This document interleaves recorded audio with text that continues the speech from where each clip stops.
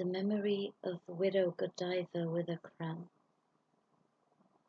I had been wandering around my house. I would hunt them down, the faces that harassed me when I tried to sit still. I simply cannot sit still. It scares me to the bone. My heart starts racing. I feel too stuck in my body, its mortality, the drums within my chest. I can't stand it, but of course I wouldn't like to be dead.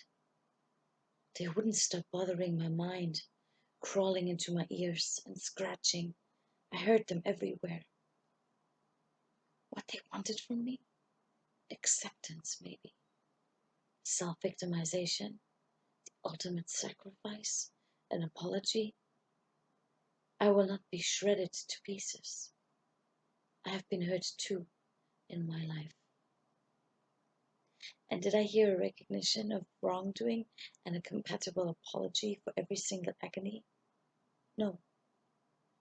You might think, if she knows what the voices want, why doesn't she give it to them? Then you don't know me at all. I have created ghosts as tall as Gothic cathedrals. A woman of my caliber never dealt with middlemen. They cannot just be tucked into a pocket. You have no idea of my adversaries' identities. Every night they knock on my mental door, and the chemistry in my body turns to acid as I relive the sensation of each and every moment. Yes, you guessed right. I have made myself sick. I couldn't get it under control just in time.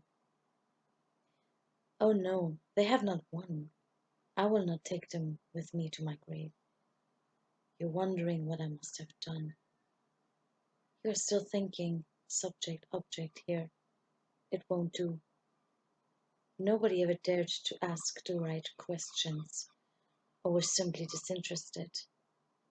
People live for the drama, for the overt corpse, the sensationalism. People love to pretend that their hurt makes them feel important. Suffering was handed to me in my mother's womb. It's not a sentiment to be imitated for vain causes. They wanted me to be the monster, and at some point I took on the role. Even though I for myself and where I'm from had always asked the right questions and mostly received all the horrid answers. You could say they bored. You could also say that I chose to live with them, that I didn't try hard enough. I thought I needed them close by to keep me on my toes. But I had my memory, you see. My body, the invisible wounds, was the part that needed cleansing, several exorcisms, if you will. I had bound myself to them for a while, a short one compared to a life, and I can't tell whether I had forgiven myself. You must think what a sad figure this woman is, thinking that she has so many bodies in her basement, thinking the worst of herself, the woman with the empty kitchen, always boring, never nothing to give, disconnected. I seek out several places in my house and imagine my death, the opportunities. I think of neighbors watching, observing. Will she commit to the deed? I wander around and all the lights are out. Something drags me down. My body is already a downward load.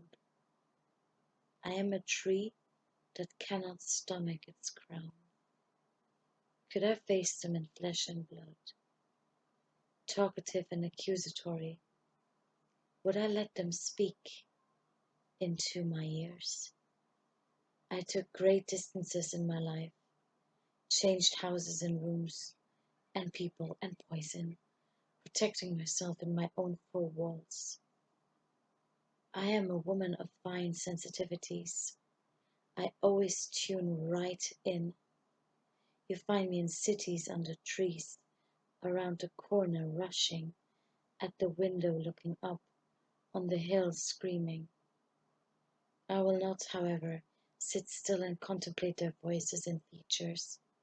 I am not an immovable woman, captured by her mind that is a flagellating master. I refuse to apologize. No more of that. Everybody has a life to live, and nobody leaves unscathed. I learned all my lessons, and you may only dare to knock on my door when you've sorted out your own messes and pigsties. And even then, who do you think you are? I am my own worst judge. I don't need a scapegoat seeking, finger pointing audience with no self awareness and self criticism. I cried and I hurt. I had punished myself. They don't leave me alone because they think it's not enough. They want to torment me further and further. That's their nature.